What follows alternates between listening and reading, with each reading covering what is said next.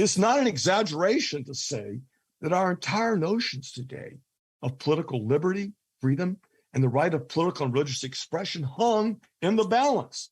Had France won the Battle of Blenheim, it would be able to consolidate its power with Spain's, indeed merge with Spain, thereby acquire all of the Spanish territorial conquest. And then, as the historian Alison Weir points out, it is impossible to imagine how the Allies would have been able to resist that new superpower that would have emerged, or even how they would have been able to survive as independent nations, or more importantly, in a world in which Louis XIV could dominate in that degree, how our notions today of political and religious liberty would have survived and flourished as they do today in what we now call the West.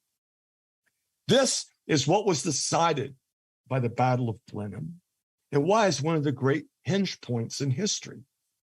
And this outcome is yet another example showing that determinism is wrong, as evidenced by how one single man, John Churchill, single-handedly changed the course of history.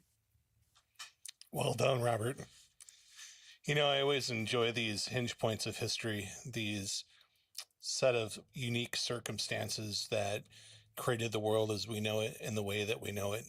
And these forgotten or often forgotten tidbits that you share with us really is a treat, because it opens our mind and it reminds us also where we came from and how we got to be.